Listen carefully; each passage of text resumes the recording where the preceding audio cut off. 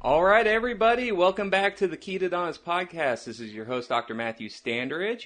As you know, we're here really trying to spread the word of real nutrition, not, high-fat keto, but nutrient-dense, goals-driven keto. Also talk about kind of living a primal Paleolithic lifestyle. I'm also a dentist, and so anything that I want to nerd out dentally and oral systemic health related, that's what we talk about here today. And the mission of this show is really to drive real information so we get real results. And we talk about behavior change. We talk about all sorts of stuff instead of just spitting information at you. We really want you to come away with some nuggets that are pertainable and actionable, and so that way we can actually move the dial forward instead of backwards. As you guys know, or if you're new to the show, one of the missions of the show is kind of reverse the burdening health crisis going on with the diabetes, obesity-related illness that is set to bankrupt basically the world in the next 10 years. And so, but that starts on the ground level. That starts with individual change, and that's why we're here. So if you like today's show, please leave a review, spread the word, share it with your friends, because that's how we grow. That's how we cut through the noise. So without further ado, I'm really excited for today's show because I have a guest and just a fellow coach and a personal friend on the show today. Now, Lisa, I want to ask you, because I've actually never heard your last name pronounced. How do you like to pronounce your last name? It's Agens. It is Agens. That's actually what I was going to go with, but I always like to ask because, we've known each other for a few years now. But when you know each other through just like typing on a keyboard, totally different. Yeah, exactly. So I want to share a little bit about Lisa's background. So she said she had burned out as a dancer in her mid-20s. And so I want to talk a little bit about that, but she continued to eat like someone who was dancing 5 hours a day. She switched careers and became a dental hygienist, another thing we can nerd out about. Mm-hmm. But that's kind of a sedentary job. It's interesting. It's a hard job, laborious, but you're holding a position. Like, you're not moving a whole lot. But it can still be a very kind of taxing job on the body. But most dentist offices are filled with crap food, so full of overeating and eating and treats. Had a complete hysterectomy in late 30s and ultimately shot up to around 275 pounds on a 5'8" frame.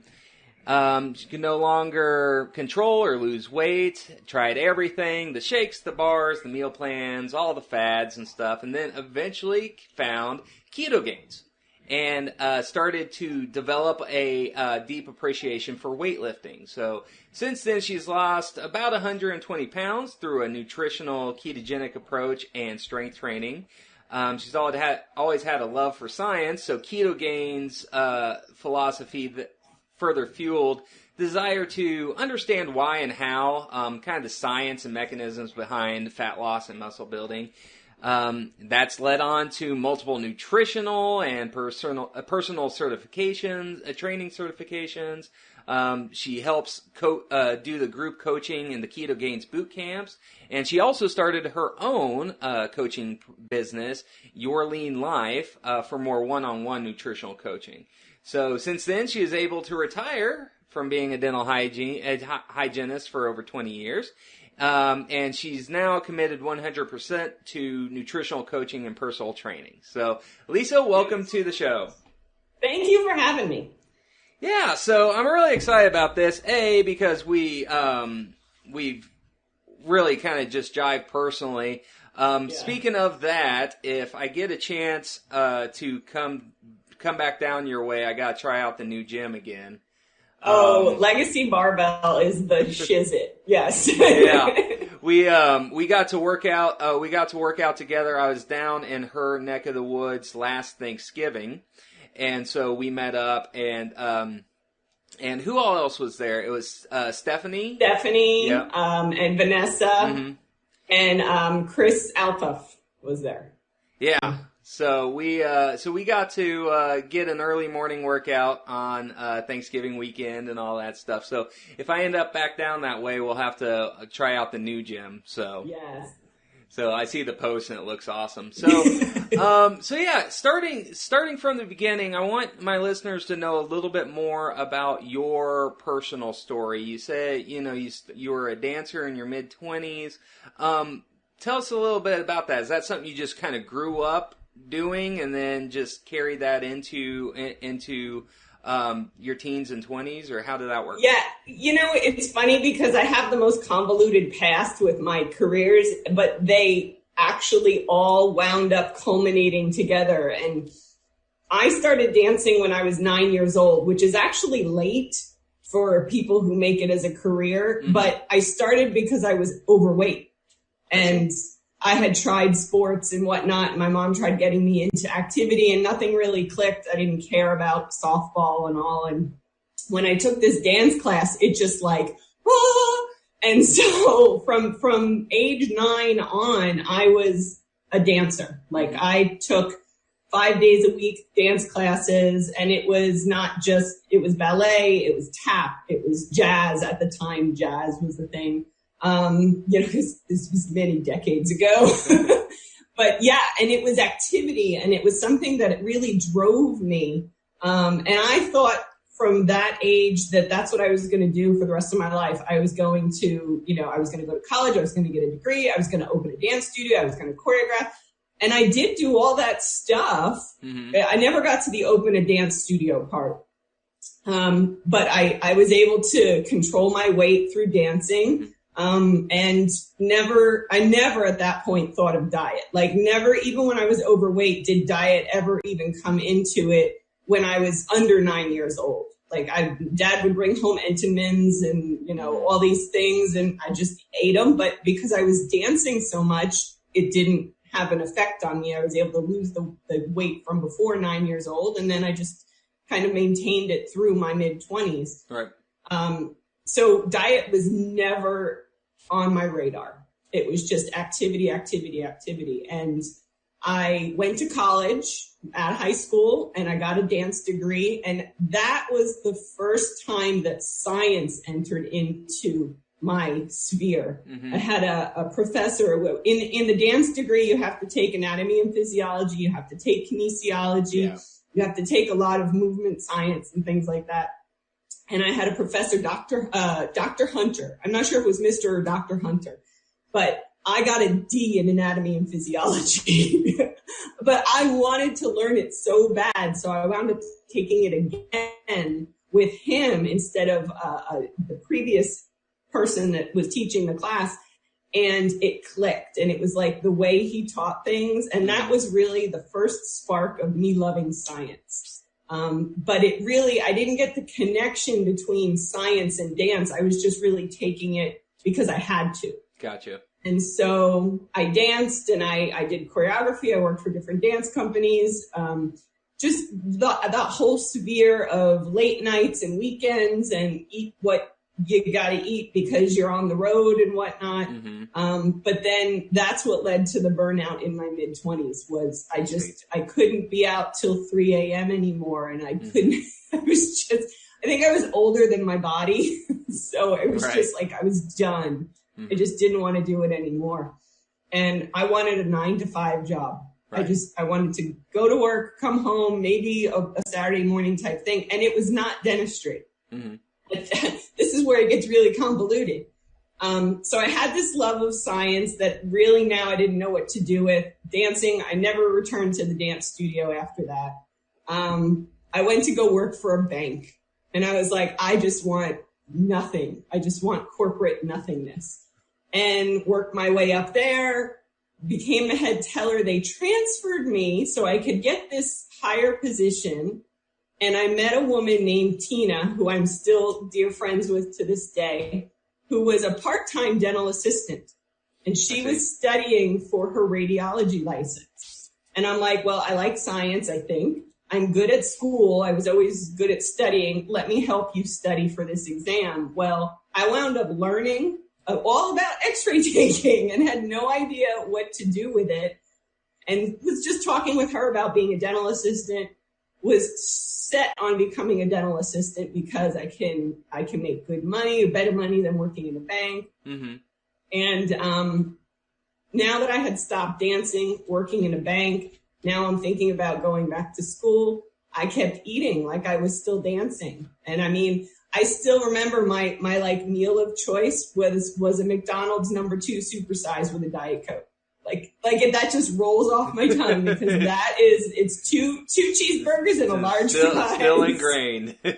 Yeah. And I mean, that's how I was eating because I was young and didn't know any better. Right. And so she got me interested in dental assisting and almost pulled the trigger on going to school, but wound up weighing the cost-benefit analysis with what it cost to go to school for dental assisting versus what I could make hourly. And then I said, well, let me look at dental hygiene. Mm-hmm. And I could go finish a second associate's degree because a lot of what I had from the dance degree rolled over with the science and all that. Gotcha. And so decided to go to dental hygiene. And so that was my later 20s. Gotcha. That I enrolled there. And by then I was already like 200 plus pounds because it had been probably 3 or 4 years. Mm-hmm.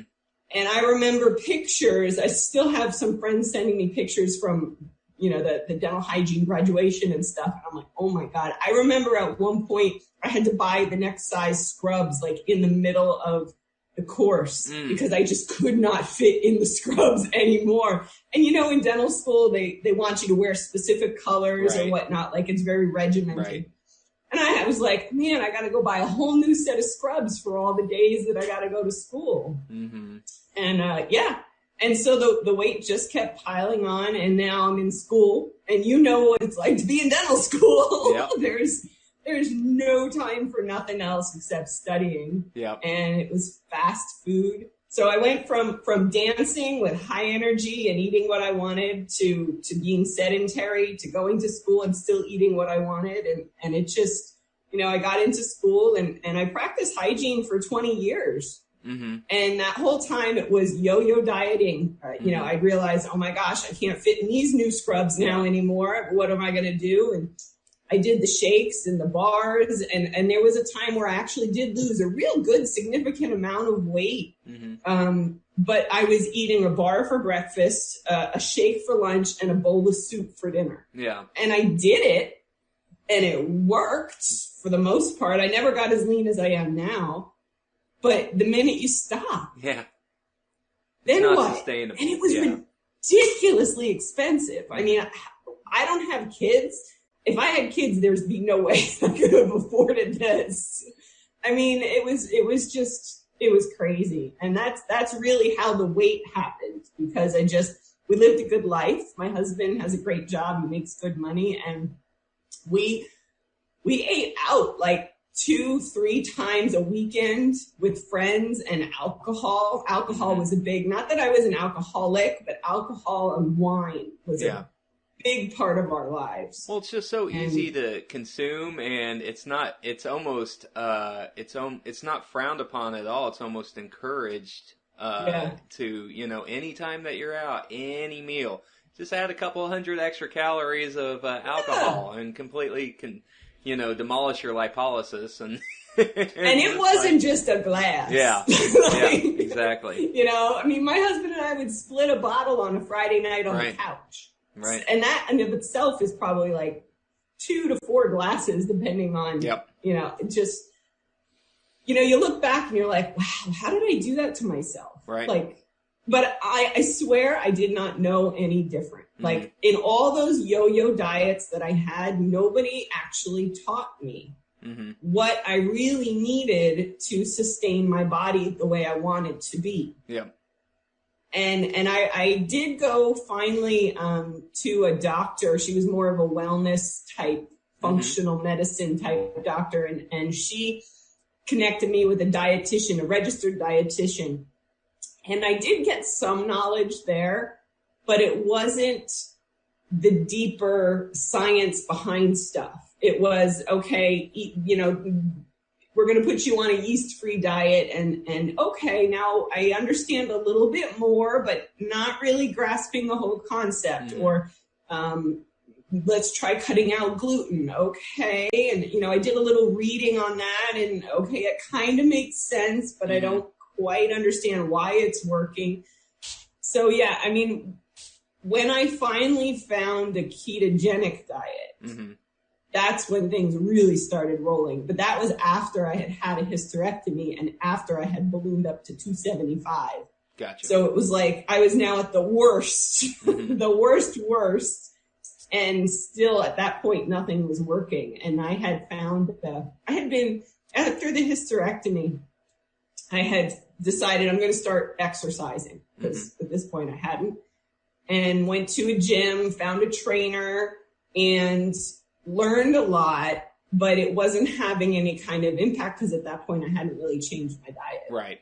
So, I felt I was maybe getting stronger. My functionally was able to move a little better, but it wasn't having the impact. I think I went through 3 or 4 different trainers then. He left and tried another one, went to a different gym. I think I've been to like 5 or 6 different gyms, trainer combinations along the way. And then I found a trainer, Jonathan, young kid. And I say that because I think he's like only 10 or 15 years younger than me or whatever. But we were training together and I was with him for like 2 years. And he mentioned, have you ever tried a ketogenic diet? Never heard of it before, but he planted that seed. Right. And I went to that functional doctor and I said, what do you think of this? And she's like, yeah, go for it. But again, I didn't get any guidance on it. And the registered dietitian kind of was like, well, that's kind of what you've been doing with cutting out the gluten and the yeast free and all that stuff. Okay. And then I just started Googling, and fortunately never really fell into the high fat keto. Right. So it wasn't like I had to unlearn anything. I just had to start learning. And found a few groups, but for reasons of, maybe it was too many women in one spot, or it just kind of seemed like not enough information for me to understand why I'm doing something, that I kind of left all those other groups. And then when I finally found Ketogains, it was only small. I mean, it was a small group at that time. I think I remember once seeing that there was only like 3,000 people in the group or something like that. And it was tiny and informative. And I just soaked up that knowledge. And then things started clicking. And I realized that, okay, it's not just about the fad or the overall calorie restriction and what calorie restriction actually means. Right. Like that the Fitbit doesn't actually tell you what you're burning. Exactly. Yeah, your Apple Watch is not as accurate as you may think, so. Yeah. And that was, and then from then on, it was the weight came off. I understood why. I understood how to integrate it into life. I understood what would happen if I cheat, because there was plenty of that going on in the beginning, and overeating even the good foods meant it took me away from my goal. Right. And then when I finally joined a boot camp and had real customized macros, then, oh, wow. Okay, now I see the difference between kind of understanding the why behind what I'm doing and somebody else really knowing what they're doing and directing me. So that was a light bulb moment where, okay, there's more for me to know and there's more for me to learn. So I just kind of listen and absorb and do all the things that they're telling me so that I can understand my body more and understand how the science all works together. Absolutely. Yeah. Absolutely. So what was the transition like for you? I mean, you started off as a client, as a boot camper and all that stuff, and then ultimately you evolved to be an actual coach. So tell me a little bit about that process. Like what were, because and I'll come back to kind of my experience as well, but what was your like kind of personal journey in that transition? Yeah, it was once I kind of started to understand the science of not just Ketogains, but a nutritional keto diet and then just fat loss in general, I was able to discuss it more openly. Instead of me just learning it and holding it to myself, I was able to then help others on the page. And I started to do the modding, the moderating and the adminning on the page with the mods and admins that are there. So that kind of like, I think was the first step into quote unquote coaching, because it was just for the masses of helping them understand the protocol and helping them understand the science and get what I got from it. Please have the same success that I got, because it really does work if you listen, you know, that kind of thing, you know? And then we go back to dentistry because the office I was working at, the dentist retired. So I had been modding and admitting for, I'm trying to think when I started that. I started probably about a year prior. And I saw that the dentist was retiring. She sold it to a new practice and kind of saw that practice was going down the tubes. I see.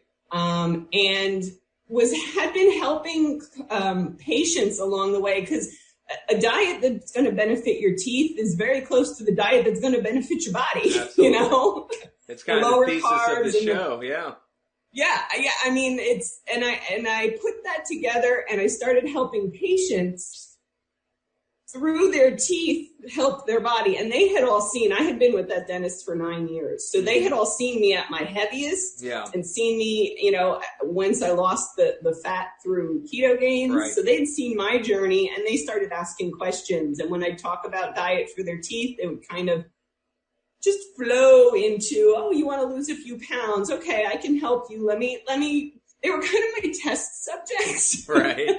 You know, and let me see, how can I make this work for you type thing, and all for free. I mean, I was their dental hygienist, and just doing it because it worked for me. So when I saw the writing on the wall that the office was going down the tubes, I talked with my husband and I said, this may be the catalyst. You know, let me start my own business for doing this, because it wasn't just keto, it was low carb and paleo-esque type eating as well for clients.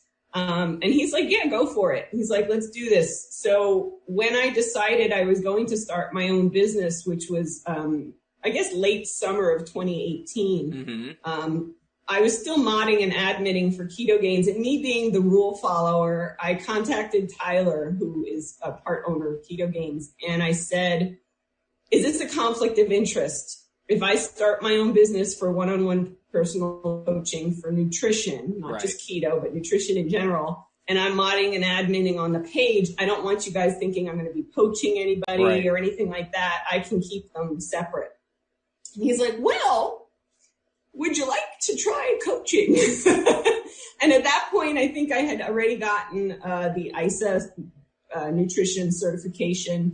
And I was either in or finished the precision nutrition certification, because when we decided, my husband and I decided, yes, we're going to go this route, I said, I need some backup, you know, I need a broader scope of education. Yeah. So I got those certifications and I'm like, okay, yeah, I would love to work for Ketogains because I believe in it. Right. And so literally started coaching for Ketogains in the group coaching model, and then started my own one-on-one personal coaching business pretty much simultaneously. And it's worked because I love doing the coaching for Ketogains in that group methodology and being there to support the campers who have gone through what I went through. Right. And it's like, and that's really the beauty of the Ketogains bootcamps, is that all the coaches have done it. They've been there. They've done that. They know all the little tips and tricks, and you know, you're not fooling yourself and you're not doing it for your coach. You got to do it for yourself. And you know, we know the games that campers play because we used to play them. Absolutely. And that's really where that kind of came from. If it wasn't for the dental office going down the tubes, who knows? It may never have happened. but I'm a firm believer everything happens for a reason. Yeah. And I love it now. I'm getting into more the personal training side of the Ketogains boot camps, and I'm getting to do the actual form check coaching and whatnot with that team that's there. Mm-hmm. And I've integrated personal training. I've gotten some additional personal training certifications for my own business as well. And it's a nice marriage between the group coaching and the one-on-one, and loving that, but just loving it. But yeah, that's how that transition happened. And I think it keeps me on the straight and narrow too. Yeah. Because I do walk have the those. walk. Yeah. Walk the walk, talk the talk, you know, that whole thing. I totally have those binge type tendencies, and I know it. Yeah. And that's why, no cheese, no nuts in this house. Sorry, dear, you ain't getting them, because I cannot, and there's certain boundaries I have to set. Yep. And that's what I want to instill in both the campers as well as my one-on-one clients, because if you can't control the things you can control, then you are not going to succeed in the long term. Yeah, and it's having a frank conversation with yourself and those around you. What you said about binge eating and kind of these addictive traits. I'm the exact same way, and so we don't need to be keeping ice cream inside the house. Most days I'd be fine with it, but if I had a rough day and I just had my butt kicked all day, I get home and if I come across that, odds are I would be diving into it. Or it's the same reason why we don't keep alcohol in the house anymore. I'm okay if we go out to dinner if I want a drink or two, but we're just not going to keep it around in the house anymore.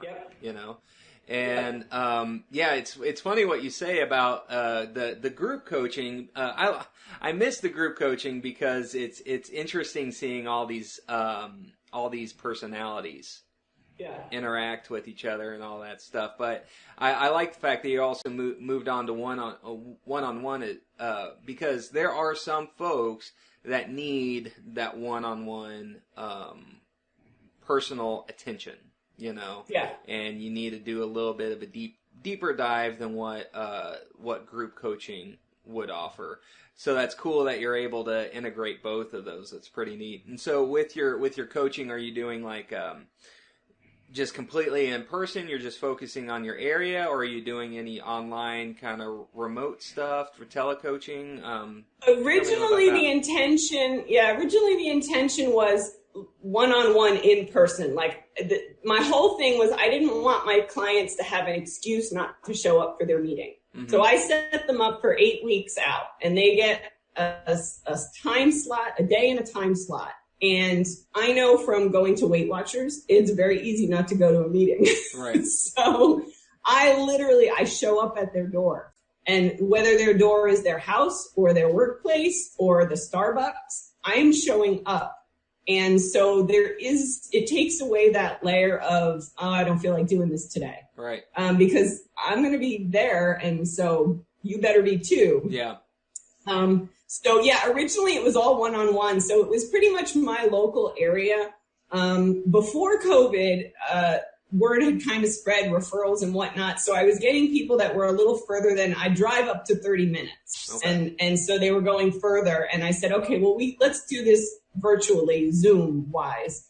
And that worked just as fine because I was still showing up on a specific day at a specific time, ringing their phone saying, hey, Zoom me. But then when COVID hit, everything went virtual. Right. And it works just as well.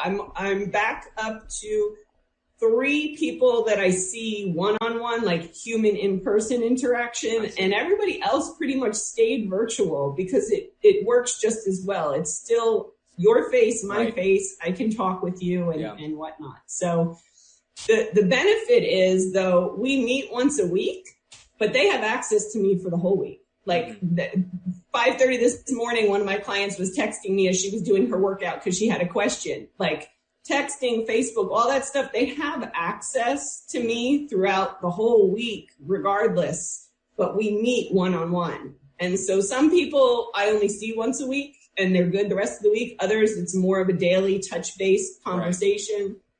Right. I use Chronometer, the version that I can link in with theirs. Yeah, so I'm looking at their pro version that, that's what I was using when I had, I've just been so busy with the office that I've had to whittle down my coaching clients. But yeah, when I was coaching multiple people, I was using and it's great because Chronometer. I check their plan. I'm making comments on what they may be planning to eat, checking electrolytes if necessary, leaving notes, inspirations, things like that. And it's just that touch base that, hey, there's somebody else there for you. Yep. And it's like the training wheels, because I've had clients that have done 3, 4, 5, 6 programs in a row because they have, enough weight to lose to keep them going. And then they get to maintenance, and it's really the touch bases that help, but aren't necessarily needed as much as in the beginning. Right. So each client's a little different as far as what their needs are. And I mean, my campers know that I am the no BS tough love coach, and I'm the same with my one-on-ones. Right. I like the one-on-ones because I get to know the more behind the scenes of their why and what's going on and what their triggers are and whatnot. So it's a deeper, but I love the group coaching because it's that community as well. So it's really, for me, it's the best of both worlds. I'm getting to enjoy both. Yeah. And so with that, one thing that I find fascinating on a personal level, but then, for myself, but then also when coaching people, is really the behavior change side of things, the formation of habits, the formation of discipline, just kind of like how, in the Ketogains portal, when you pop in, it's, was it discipline trumps motivation or something like that? Or that's, I don't know if they've changed it, but that's, and I want to talk a little bit about that. Like, what struggles did you have personally with this kind of behavior change? What insights did you, like aha moments, did you have for yourself as far as, because you mentioned, when you started off, there were the cheats and, all of that stuff. Tell me a little bit about what you used to deal with, and then your own little personal aha moments on dealing with those and forming those new behaviors. Yeah, there was definitely a lot of new behavior forming. Things from, like, I have completely cut out alcohol. I haven't had alcohol in 2 years, probably, because that was a behavior I identified as not getting me where I wanted to go. Right. And, some people are, you can have a little bit back in, and I know where it's going to send me. Right. It's not that it's going, not that the alcohol necessarily is the problem, but all the food that I want to eat along with the alcohol is the problem. Yeah, your inhibitions are lower, and you just want to go to town on everything. So. And I have enough problem with my inhibitions. I don't need any help with that. But yeah, the meal prepping and planning was brand new to me. I had never even considered planning what I was going to eat ahead of time. I just ate what I wanted and found the recipe and made it, and okay, great. And not until I started tracking macros did I actually realize that, I've got to kind of work this a little better and see the big picture instead of just the next meal. And that is really a cornerstone in forming, personally, my new habits. Is I still meal prep on Sundays. So that my routine with my husband is Friday night or Saturday morning, we sit down and I ask him the same question every weekend. What flavor do you want next week for lunches and dinners? I don't ask him what food. I ask him what flavor. So you got to tell me Italian, Indian, give me an ethnicity, and I will build from there. And then I sit, and in my chronometer, I still track everything I eat. I will plan Monday from beginning to end with the same breakfast I've eaten for 5 years. And then, the the food flavors he wants and work it so it fits. And then I give him the grocery list and I say, okay, I need 3.5 pounds of chicken breast. I need, 5 pounds of flank steak, whatever. I do not go grocery shopping because I hate the grocery store. But he goes and gets me everything I need. And then on Sunday for an hour and a half or 2 hours, I just cook everything for 5 days. And then I don't have to think about it during the week. Yeah. And that I really try and instill with my clients that if you really focus on the next 5 days, it's going to make life so much easier instead of kind of wing it. Absolutely. Stress on all this stuff goes down if, A, you kind of learn to kind of eat the same things. Like you said, you had the same breakfast that you've had for like the last 5 years. And what's funny about that is most people do exactly that unwillingly, but it's McDonald's. They're getting a sausage egg McGriddle from McDonald's, and they do that every day. But then you tell them, hey, have these egg muffins, like these egg bakes, or have, some eggs and some chicken sausage and some egg whites for breakfast, and just do that. Yeah. They're like, no, I can't eat the same day everything. Like, no, you already are eating the same thing every day. And so, or you do rotate through the same 2 to 3 lunches all week. Like, you already are doing that. We are all creatures of habits. And so it's just literally just changing that food, keeping that habit of eating the same thing every day, just changing what we're eating. But yeah, people just have the hang up in their head. Nope, too restrictive, can't do that. It's like, and it really comes down to just making the smarter choices. Yeah. Like, I mean, if you want, even if you want to eat your ham and cheese, sandwich every day because that's what you've eaten for whatever. But if that's not getting you where you want to go, okay, well, let's make your ham and cheese, but let's tweak it a little bit. Let's maybe turn it into a ham and cheese salad or a ham and cheese roll up, throw a pickle in there, We don't have to completely gut your diet. Yep, exactly. But let's try and make some smarter choices. And I mean, I've had some clients who refuse to give up certain things. And it means that they will have slower progress and maybe have to compromise in other areas more. Yep. Nutrient density is big when I'm educating my clients about their nutrition. I don't want them just fitting the macros. Right. I want them making the smarter choices. And most of the time, the smarter choices are actually the tastier choices when they get away from those processed foods for long enough. Mm-hmm. So many times you're like, oh my gosh, I never realized how good this steak was. Well, that's because it was, you were so hyper palatable with all your other foods. Hypersensitized with all this other stuff. Yeah, exactly. Mm-hmm. Yeah. And so, that was some of the stuff, the meal planning, dropping alcohol completely, the prepping on Sundays. Those were some of the routines that I had to really instill that I still do to this day because they work. Yeah. Because they're going to take me in the direction I want to go. And cutting out as much eating out because we were really big eater-outers. Yeah. So... now it's maybe, once a week or whatnot. And I mean, not that I'm choosing different foods. I'm still choosing the foods I would eat at home, but those hidden carbs, those hidden fats really do play in. And, it's 1 or 2 pounds up on the scale the next day, even if you ate within your macros, just because there's things you can't account for and there's water weight. It's not fat, but it's water weight, and I don't need my swollen fingers and things like that. Exactly. So, there's so much hiding that, because in a restaurant, they'll have their quote unquote calories list and all that stuff, but those cooks aren't measuring exactly how much butter, how much vegetable oil, whatever that they're, whatever that they're cocking up. And so, like, there's always going to be variations, usually to the high side of what's being reported. And so, and I also like the fact that, Ketogains is also all about this as well, that nutrient density. And I don't care if somebody goes keto, paleo, low carb, vegetarian, pescatarian, whatever.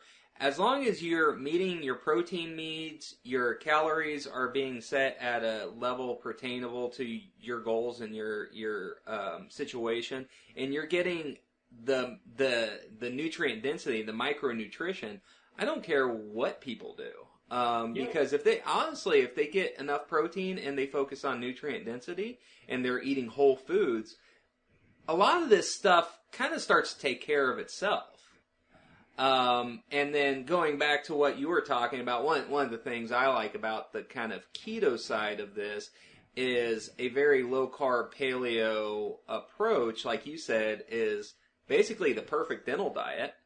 Yeah. I mean, and like you said, the teeth are kind of the teeth are kind of a window to the body, you know. And it's funny, I posted this on Twitter and Instagram, saying something like that the teeth are representative of our whole health. If we have tooth decay, we probably are starting the stages of brain decay or liver decay or heart decay. Not literal decay, folks. I put these in quotation marks to mean they weren't literally rotting the way teeth do. But there's going to be other downstream effects, and it's all from our diet. And the amount of dentists that, like, hazed me over that. Where's your research, man? Huh? It's like, dude, are you serious? Show me one person that has rampant dental decay, and they don't have other crap going on with them as well. This is like, and it's not only the dental decay. From my perspective as a dental hygienist, it was gum disease. Yeah, absolutely. And that's inflammatory. Yep. So if you're not doing what you need to do in your mouth, it's probably trickling down into other parts of your world. Yep. So my last episode was talking about this report that showed that people with periodontal disease had worse outcomes with COVID. Now, some of these dentists were probably going to start saying you got to get your teeth cleaned or else you're going to die from COVID, and I don't think it's that. I think it's just just furthering the inflammatory burden on the body that is going to kind of lead to this stuff because, and also anytime that we have bleeding in the mouth, that's a two-way street. Bacteria, virus, whatever can then enter right into the bloodstream. And it's interesting to see all the science come out lately with like spirochetes found in advanced gum disease being found in the brains of Alzheimer's patients and all that. So it's really interesting how it plays out, but this all comes down to diet, and it's all these things for a large part are preventable to proper nutrition. So I think that's why it's important to talk about this stuff, and why I feel comfortable talking about it from a dentist, because I get blasted a lot about being outside my scope. It's like, no, this diet has all the science behind it to be like, basically for cavities you need 4 things. You need a tooth, a host, you need bacteria, we're always going to have an oral microbiome, you need sugar or carbohydrates, and you need acid. Open any cardiology textbook, and that's the ingredients for cavities right there. And add a 5th one of time. I would always tell them it takes time, if they're if you're flossing once a week, the time that stuff is sitting there, whether it be for decay or for gum disease, is way too long, Exactly. And that brings me up on why I don't like the if it fits your macros crowd and all that stuff that don't focus on nutrient density. They make all this sugar and processed crap work in their macros. Yeah. And they're grazing on this stuff all day. You get that constant exposure. So your time, that time on the of exposure is off the charts, and so it's just like I had a heartbreaking experience last week, and we see this a lot in dentistry. But when kids come in with rampant decay, and I'm sure you've seen it. Oh yeah. And the parents, God bless them, I understand their frustrations, but I had to send them out to a pedodontist to be sedated and have all this dental work done because they were only 4 or 5 years old, and some of those teeth still got to be in there for another 5 to 7 years. And so, she thought she was doing, the parents thought they were doing such a good job, with a healthy diet of orange juice and breakfast cereals and all the stuff that the governments and the nutritional guidelines and all that stuff, all the commercials on TV say is a healthy breakfast. But then as you and I know, and looking into the science and how all this stuff works, it could be the furthest from the truth. Yeah. Yeah. And I remember I always loved, because I was in the dental office, the same one for so long before I retired, I got to see families and, people get married, have kids, then their kids would come to me. And I mean, I've had kids that were in the womb and, when I left they were 9 or 10. So I had that option to mold them and educate their parents to mold them from the minute they were born, wipe out with a wet washcloth, even before they have teeth, that whole thing and understand why don't go to bed with a bottle of anything except water in it. And there were those kids that I got to meet when they were 9 or 10 and maybe had a history going on with some cavities prior. And then by the time they were in college or whatever, it just really turned things around for them because they learned about diet. Through me, through the dentist I worked for and whatnot. And it wasn't just here, brush and floss. It was, okay, brush and floss and be conscious and make these smarter decisions. And if you got a snack, choose this instead of this. And it's really the whole package. And your mouth, you said the teeth are the window to the soul or whatever. To the body. I didn't get that metaphysical about it. But I would always say, my phrase before dentistry was always the eyes are the window to the soul. Right. And so I expanded on that saying the eyes are the window to the soul, and the smile is the door.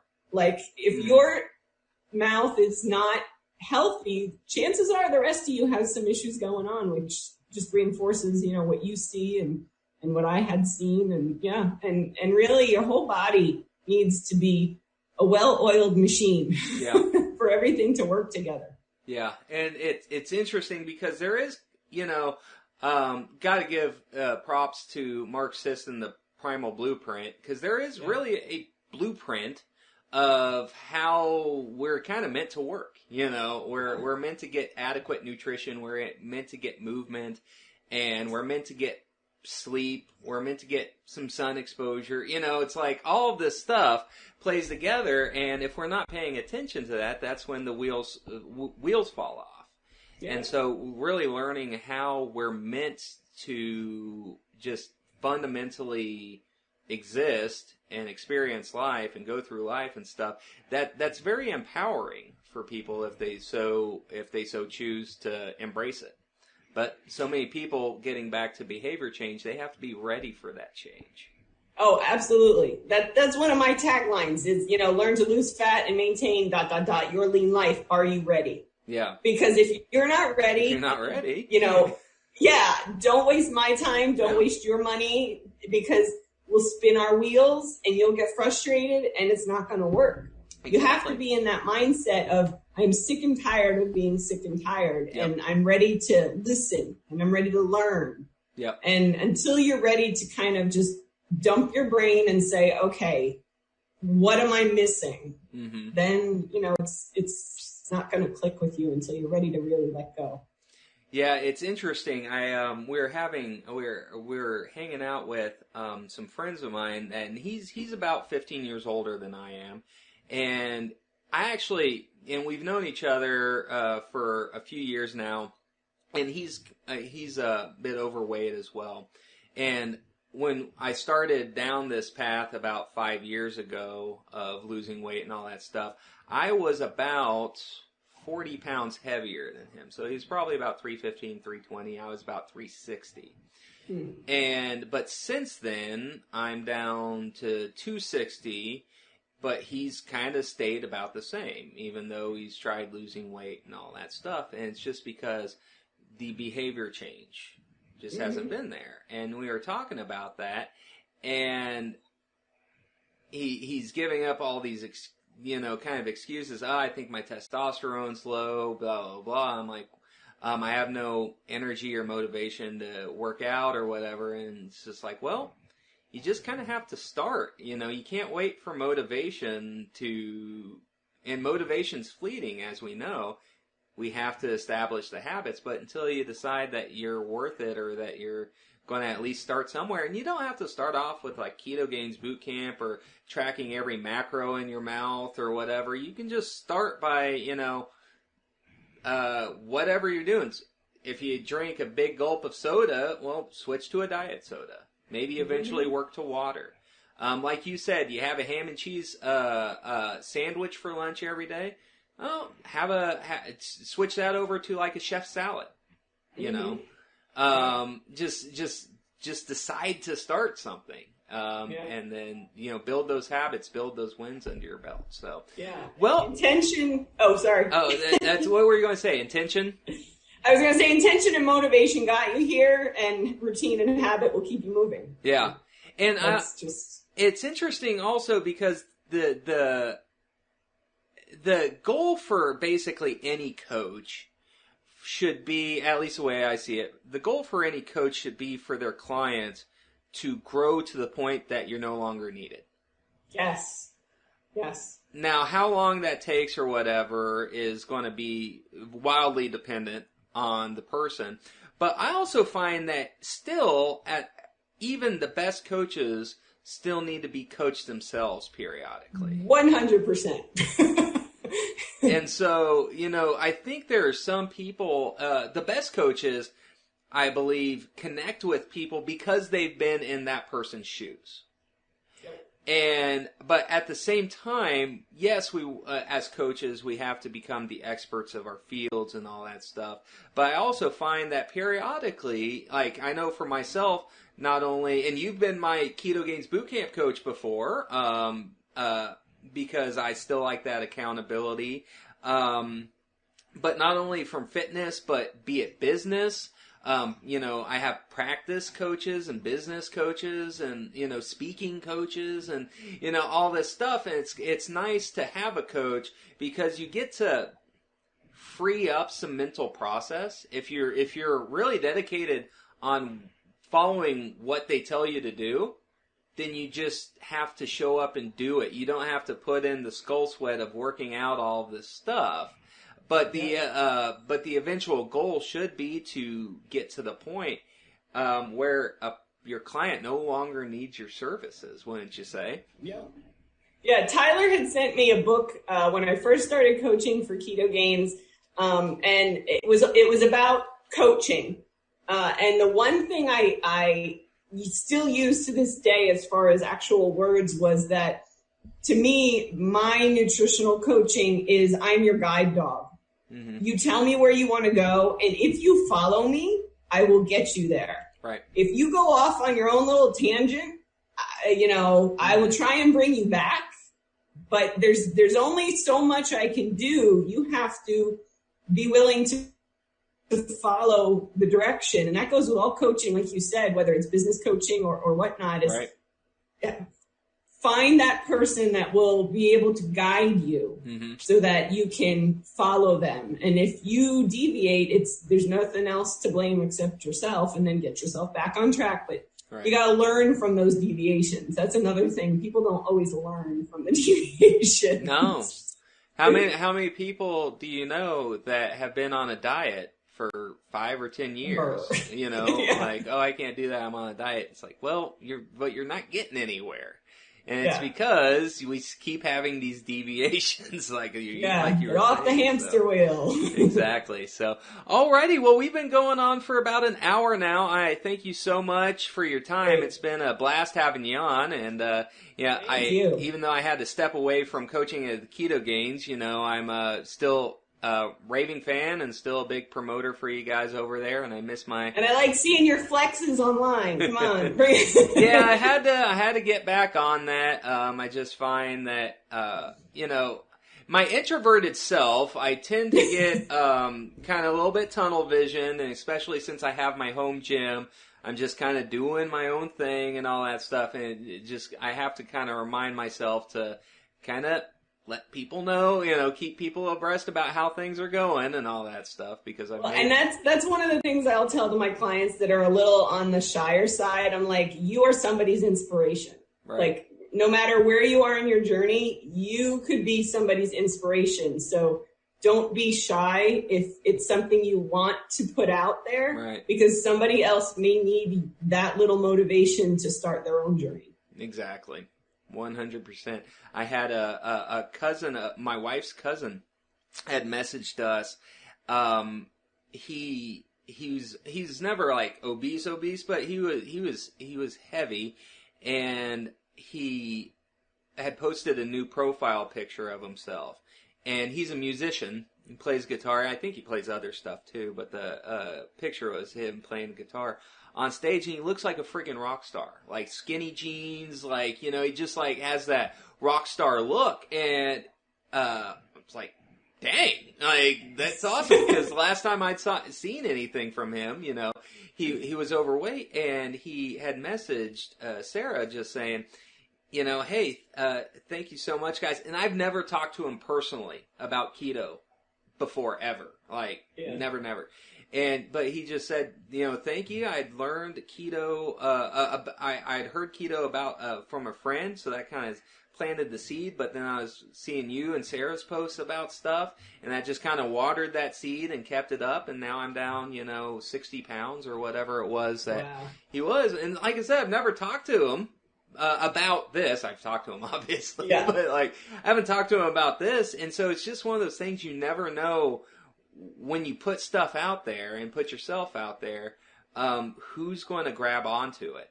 And so, very cool. Well, is there anything else, Lisa? So for people who want to follow you, learn more about you, if they're interested in remote coaching by chance, how do people get a hold of you? Well, I have a website. It's yourleanlife.com, which is my personal business. And then, of course, the Ketogains bootcamp through their link on ketogains.com. I have an Instagram, which is, I have two different Instagrams. One for the lifting side, which is Keto Lifting Chick. And then I have the Your Lean Life one that's more of the dietary motivation and food tips and things like that. So depending what direction you want to go in. But yeah, I am kind of out there, and follow me if you want. Don't follow me if you don't want. My personal page, you can always look me up, but be warned, there's more to me than just keto and weightlifting. Right. But yeah, yourleanlife.com is my website. There's also a Facebook page for Your Lean Life as well. And then if you're in Ketogains, you'll see me all over the place. Yep, absolutely. And I do encourage folks to check out Lisa's stuff, because I've become pretty selective on who I invite on the show. I had some folks early on that I wanted to learn from, and then I find out later on that they're kind of full of hot air. I became really disillusioned about having folks on the show, and so I got away from it. So I'm pretty selective on who I bring on the show, and it's really people that are doing things right, have the right, are bringing the real actionable information, aren't just spitting from the platitudes, and that's why Lisa and I have talked about being on the show for a while, and finally it's just like, okay, we got to do it, when's the time? Let's make it happen. So, I appreciate it. Speaking of Ketogains Bootcamp, so we're recording this on August 19th. When is the next camp starting? Do you guys have one coming up? Yeah, we are in week 7 right now. Okay, so you're on the tail end of one. Okay. Yeah, we've got another week plus, and signups are open right now. Okay. You can go right to the website, the ketogains.com website, and sign up. Get your info in ASAP, because they're already working on macros and meal plans and all that stuff for the first day, which is I don't have my calendar in front of me, but whatever that Monday is after the next week and a half. Okay, sweet. So this will go out this weekend, so there'll still be like a few days to sign up. So if anybody listens and wants to get rocking and rolling, and now if I remember right, you guys have like gym-free versions, like body weight versions and stuff with. In case if people's gyms aren't open yet. Yeah, 3 different levels of the gym training, and then 3 different levels of the, take it down a notch training. Gotcha. So I know they're finalizing all that stuff right now, so I haven't got my eyes on it just yet. Awesome. Well, very cool. Well, again, Lisa, thank you for your time. I enjoyed having you on. And thank you. It's good to see you again. Good to see you. All right, everybody. So I hope you enjoyed today's show. Again, follow Lisa. Just follow both of her Instagram pages. Don't just be picky and choosy. Go ahead and follow both. But follow Lisa. She's doing some great work. If you like today's show, please share it, subscribe, leave a written review. We still have our opening. So until September 15th, we'll be having a drawing for folks who leave a written review and getting some swag if you leave a review. So leave a review on September 15th. We're going to have a drawing, and then I'll reach out to you and get that stuff over to you. So until then, till next time, guys, eat, move, smile, and I'm going to talk to you later. Take care.